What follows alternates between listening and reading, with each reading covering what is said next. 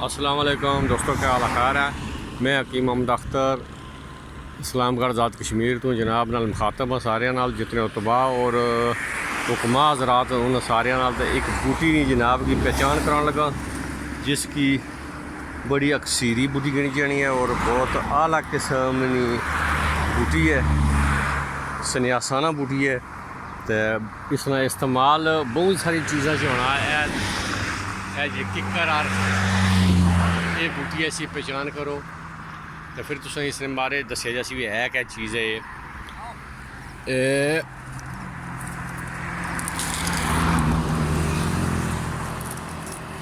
ये बूटी है जनाब जी। तो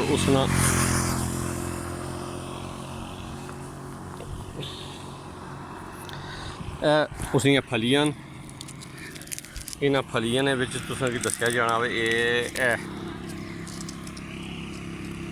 ये रत्ती ना बूटा सी इसी आने रत्ती आला किस्म का पाइजन है और बहुत सारी दवाइयां इस्तेमाल होना ज़ातुरजेंट करिए बच्चियां ने दवा इतफाल जो जिसी आने उसने वास्ते बहुत अक्सीर और बहुत सारी चीज़ा दवाइयां इस्तेमाल नहीं कुछ तजात भी इस्तेमाल होनी है। तो यह इसने बिच रत्तियां मौजूद भी हैं। ये रत्तियां बूटा सी मैं काफ़ी दिनों तो जरा सी न इसकी तलाश दे मिलिया तो मैं इसकी वीडियो बनाई तो की जाए दसी जाए। तो यह जनाब मेरे नाल हकीम परोवेज साहब न तो जनाब जी यह रत्तियां न ये दो किस्म की रत्तियां ने त्रै चार किस्म दी हैं। एक सुरख रत्ती है, एक काली रत्ती है और एक सफ़ेद रत्ती है। सफ़ेद रत्ती जी है वो पहले में दसी जाती है सिर्फ फली लाओ ताज़ा फली लाओ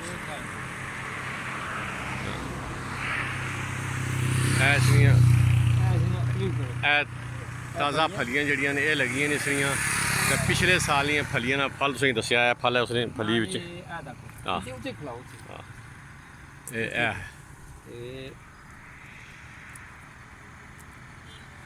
अजे कच्ची है फली ए पक्की फली ना फल है ये रत्तियां ना बूटा जनाब जी है सुरख तक काली मिक्स रत्ती जिसी आखने सुरख तक काली है।